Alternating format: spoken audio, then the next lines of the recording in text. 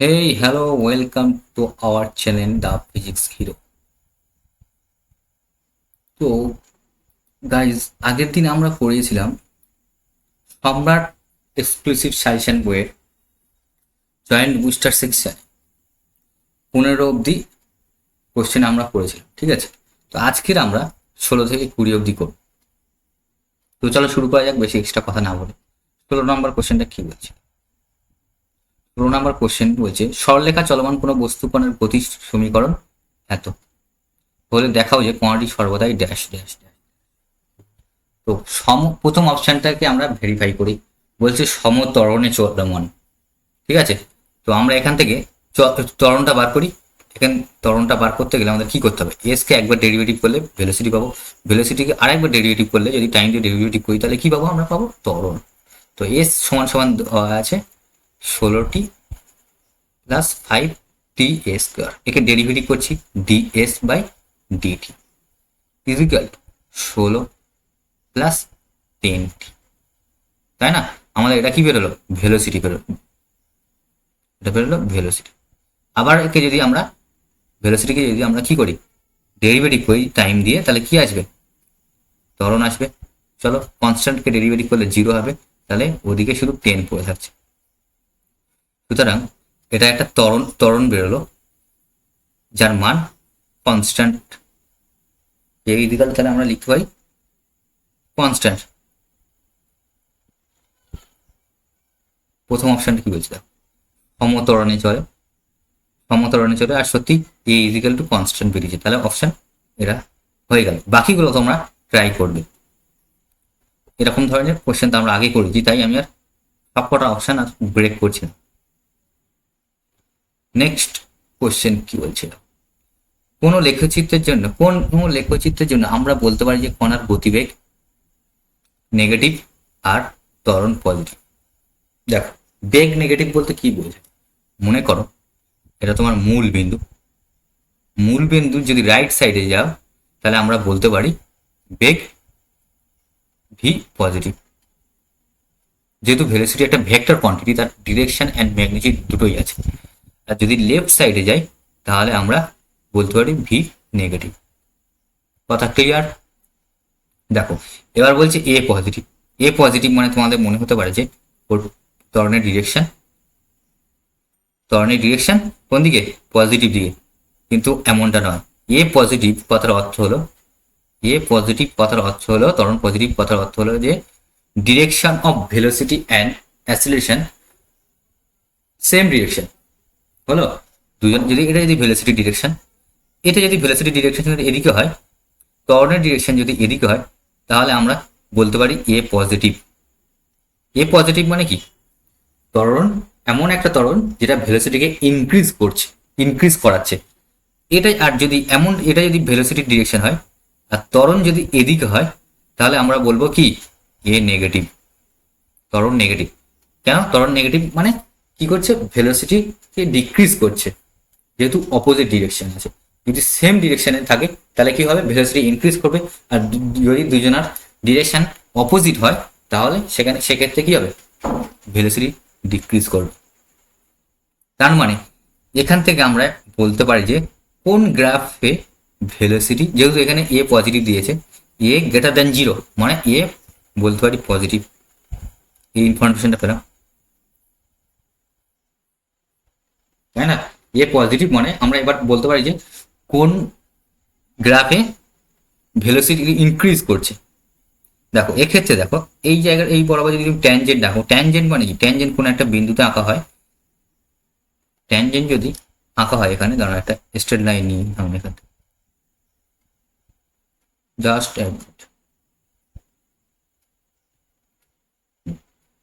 Tangent যদি আঁকা হয়, দেখো দেখো এই পয়েন্টে যদি আমরা ট্যানজেন্ট আঁকি, বড় কাজ, এক মিনিট, জাস্ট দেখো,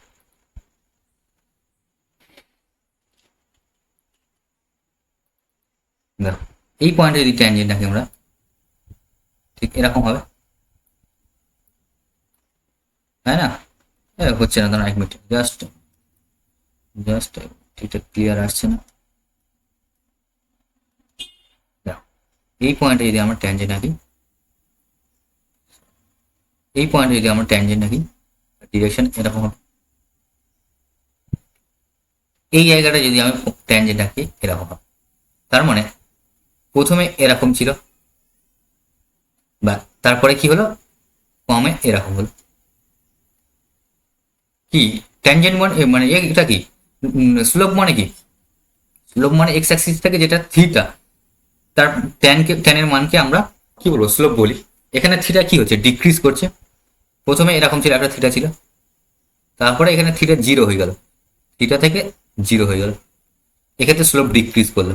স্লোপ ডিক্রিজ করলো মানে ভেলোসিটি ডিক্রিজ করলো। আমাদের কি বার করতে হবে, এ পজিটিভ, এ পজিটিভ, এ পজিটিভ মানে ভেলোসিটি ইনক্রিজ করলো। এক্ষেত্রে দেখো, প্রথমে এরকম ছিল, এই জায়গাটায় এরকম হয়ে গেল, তার মানে স্লোপ ডিক্রিজ করলো। এই জায়গাটায় কি হচ্ছিল, স্লোপ ডিক্রিজ করছে মানে ভেলোসিটিও ডিক্রিজ করছে। এই জায়গা এটার ক্ষেত্রে দেখো, এই জায়গাটা স্লোপ এরকম ছিল, ট্যানজেন্ট এরকম ছিল, এখানে গিয়ে এরকম হয়ে গেল। তাহলে কি হলো, আস্তে আস্তে ডিক্রিজ করলো, তাই না? তার মানে ভেলোসিটি ডিক্রিজ করলো। আমাদের কি লাগবে, আমাদের লাগবে ভেলোসিটি কোথায় ইনক্রিজ করলো। ফার্স্ট এখানে ছিল, দেখ এই পয়েন্টে এখানে ছিল, এই জায়গাটাকে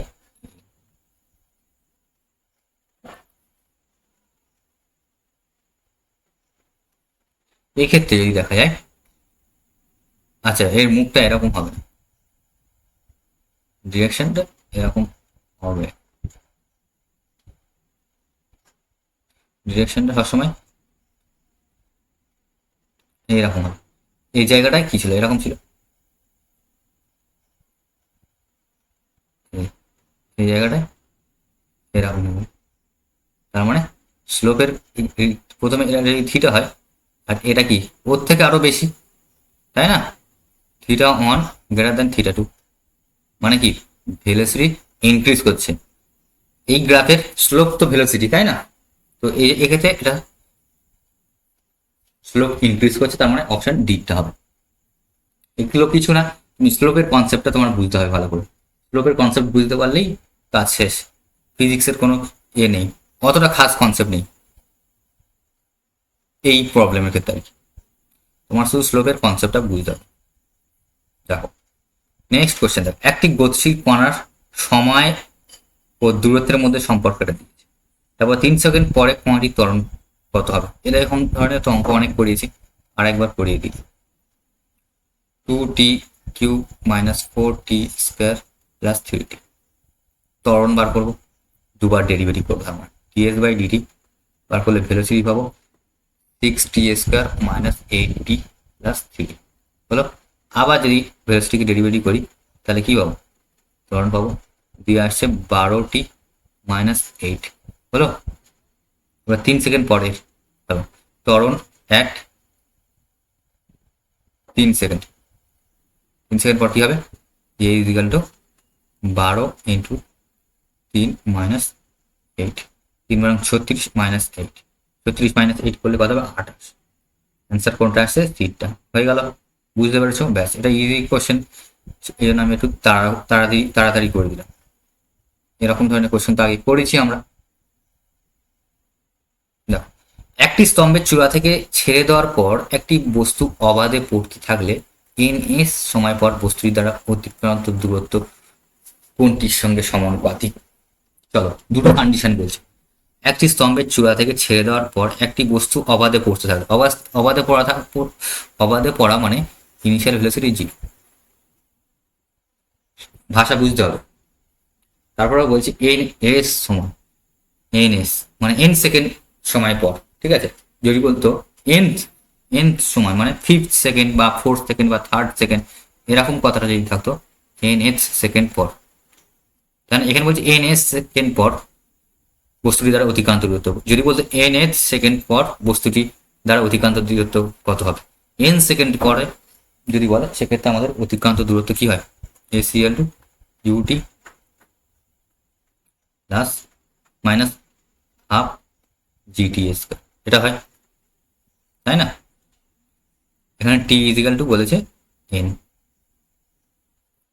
তো ইনিশিয়াল ভেলোসিটি 0, তাই এই টার্মটা 0 হয়ে যাবে, minus half G T S proportional to T জায়গায় এন লিখবো এন স্কোয়ার। বুঝলো? তাহলে অ্যান্সার এটা বেরিয়ে আসছে। আচ্ছা, এই মাইনাস কেন দিলাম, এখানে জি কেন লিখলাম, এগুলো তো তোমরা নিশ্চয়ই কাইনেমেটিক্সের লেকচারে শিখেছো এগুলো। আচ্ছা, মাইনাস সেটা কেন,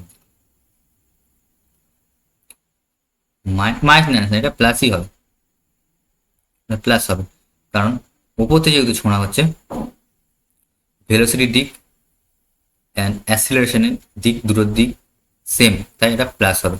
যদি এমনটা হতো নিচ দিয়ে ওপর দিকে ছোঁড়া হতো, ভেলোসিটি ওপর দিকে যাচ্ছে, নিচে কি হচ্ছে, অ্যাসিলারেশন নিচে কাজ করছে, তাই এক্ষেত্রে এই এই সাইনটা তখন নেগেটিভ লিখব।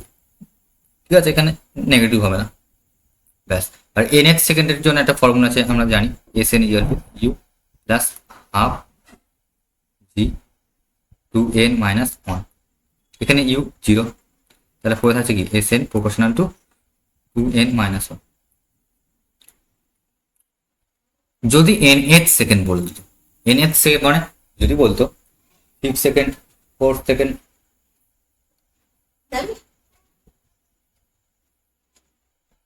হ্যালো,